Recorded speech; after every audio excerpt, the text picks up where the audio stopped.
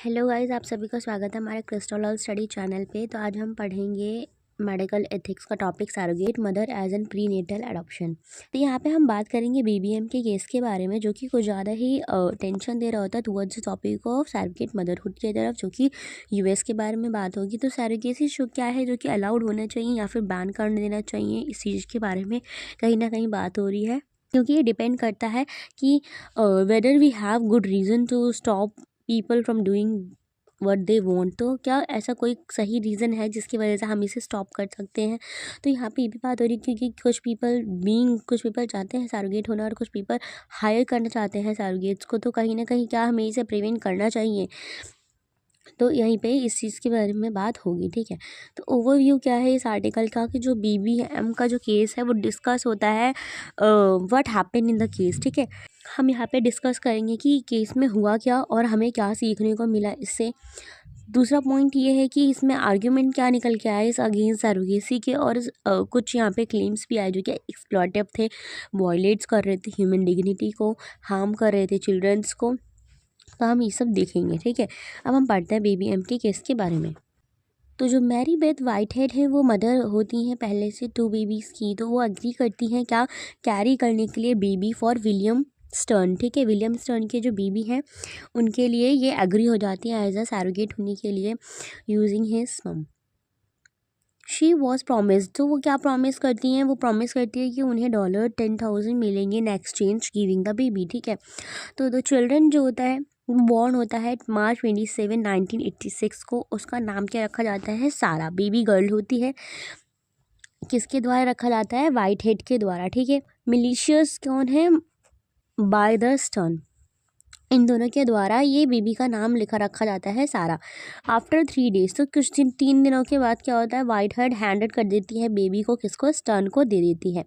However वाइटहेड जो है regret कर रही होती है अपने डिसीजन पे, और वो क्या चाहती है कि उसको जो बेबी है, जो उसने बेबी स्टर्न को दिया था, वो ये चाहती है कि वो अपना बेबी उससे वापस ले ले किसी भी तरह से, क्योंकि उससे रहा नहीं जा रहा होता अपना बेबी देने के बाद।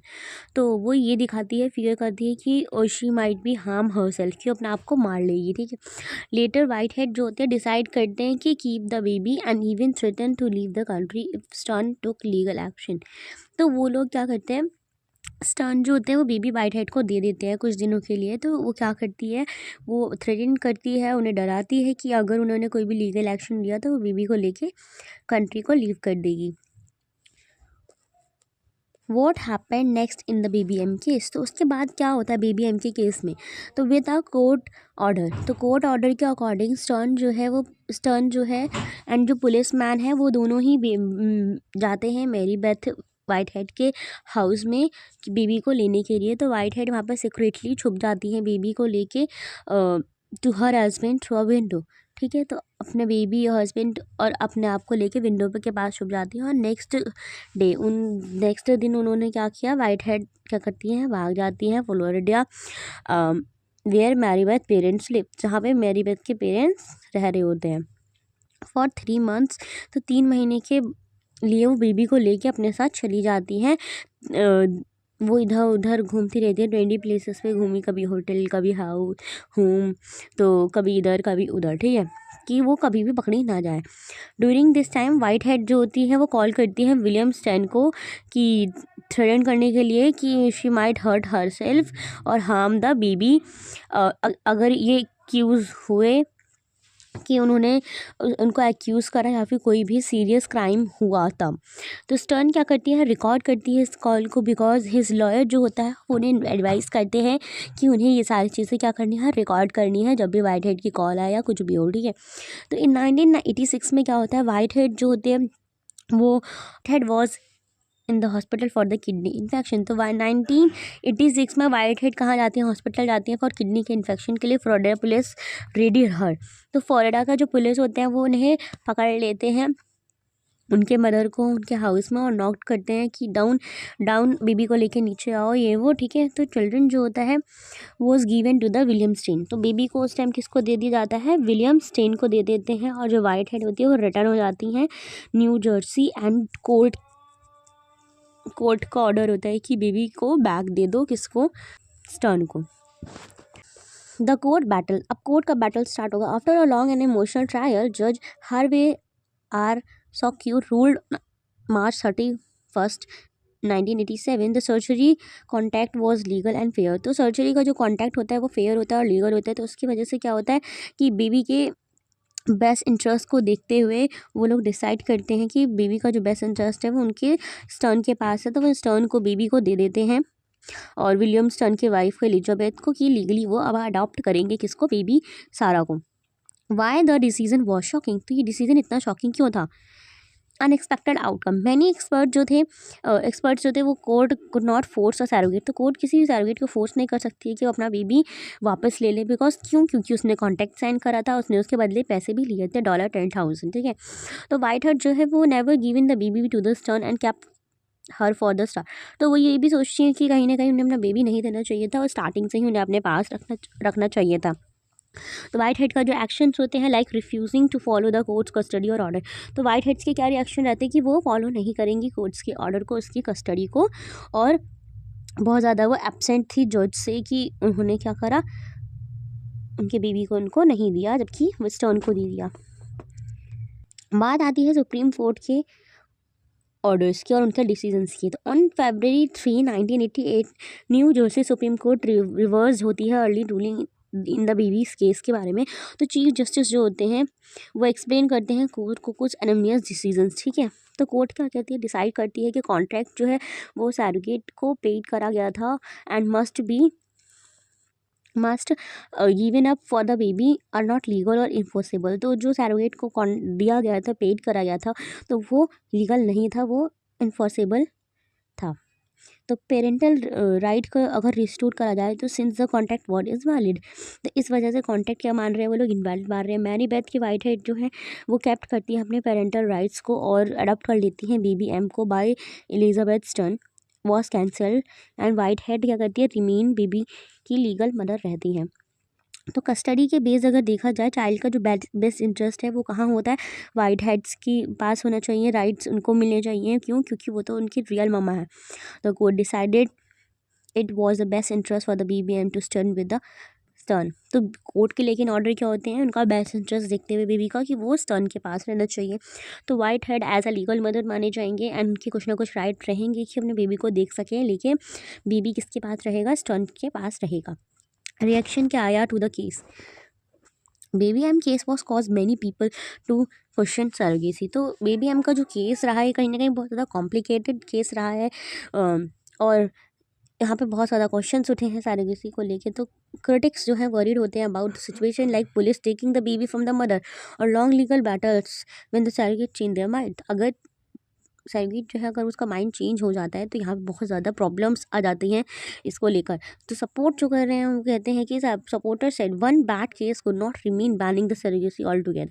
तो जो सपोर्टर है वो कहते हैं कि अगर एक बैड केस निकल के आए इसका मतलब ये नहीं कि हम बैन कर देंगे सरोगेसी को।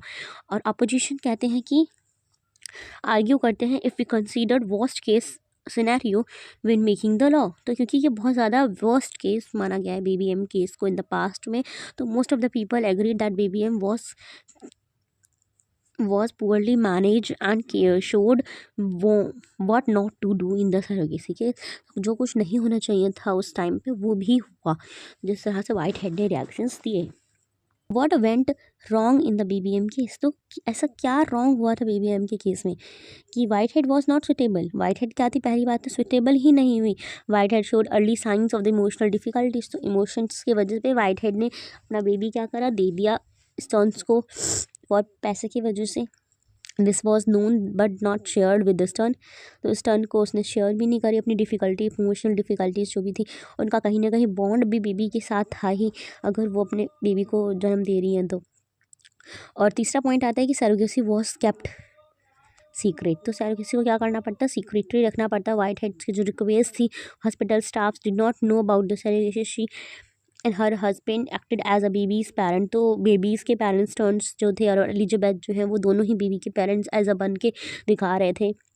उसके after baby M birth Mary Beth Whitehead acted like any mother would, she nurse the baby, cared for her and named her Sarah Elizabeth Whitehead. This strengthened her bond with the baby. Naturally, she thought of the Sarah as her own child and did everything she could, whether the right or the wrong, to stop the baby from being taken away.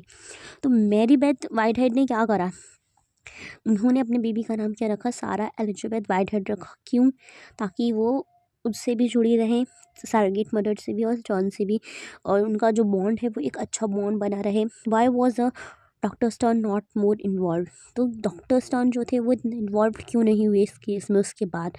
तो Elizabeth stern जो है वो कहीं ना कहीं adopt कर लेती हैं बेबी को as a mother, but was not involve during the pregnancy और the hospital after the baby M birth. कुछ रीजंस रहे हैं उसके भी।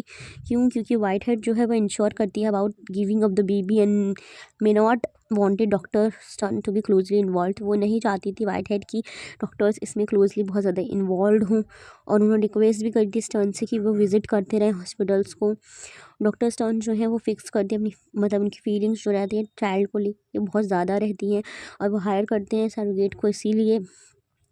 तो उनका जो हस्बैंड होता है विलियम स्टर्न, वो आइडिया देते हैं कि he strongly wanted a biological child, क्योंकि उनका जो मतलब हस्बैंड है वो चाहते थे कि उनको बायोलॉजिकल चाइल्ड चाहिए था, तो इसके वजह से सरोगेसी करनी पड़ी।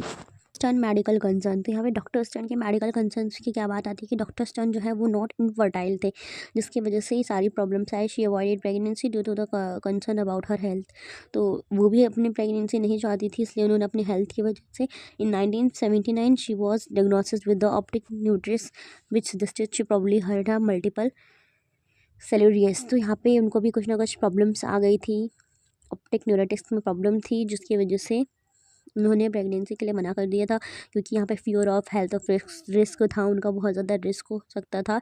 इसीलिए वाइट हेड लॉयर जो थे वो आर्ग्यू करते हैं कि डॉक्टर स्टर्न जो है उनको एमएस का प्रॉब्लम है, तो वो ट्रीट नहीं कर पाएंगी बीबीएम को, और it was in the real reason for avoiding the pregnancy. तो वो ये भी कहते हैं कि कोई रियल रीज़न नहीं है अवॉइड करने के लिए प्रेगनेंसी को। Court parenting and the baby M case, तो question about the Mary Beth Whitehead parenting के जो है वो ड्यूरिंग द ट्रायल मैरीबेथ जो है वाइट हेड एबिलिटी दिखाती हैं एज अ गुड मदर, और हार्शली क्रिटिसाइज भी होती हैं, इमेच्योर है, untruth and emotional to attach to her child, smothers independence. तो बहुत ही ज़्यादा कहीं ना कहीं वाइट हेड जो है इमोशनल हो चुकी थी, अनमेच्योर थी, और ट्रुथेबल भी नहीं थी, इन पर ट्रुथ नहीं करा जा सकता था। White head left school eight 15 and wasn't familiar with the modern child rearing theory.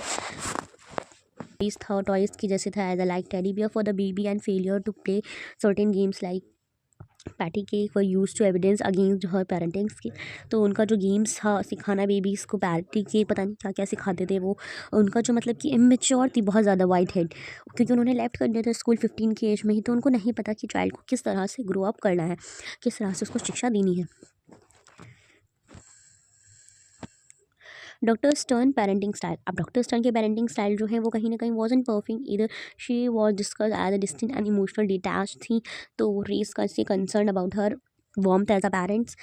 The court felt BM choice was between two flawed parent styling. Firstly white head के जो कि इमोशनल है और इन्वॉल्व होती है एज अ मदर, और दूसरा जो कि डिस्टेंट है और पॉसिबली कूल्ड मदर हो सकती हैं। तो सुप्रीम कोर्ट का जो जजमेंट है वो एक्नॉलेज करता है मैरीबेथ वाइट हेड वॉज एज जज टू हार्शली, एक्नॉलेज करने के लिए और अपहेल्ड करने के लिए कि इनके डिसीजन जो है कोर्ट का स्टडी को लेकर स्टर्न को दिए गए, और क्योंकि बीबीएम के यहाँ पे बेस्ट इंटरेस्ट देखी गई थी।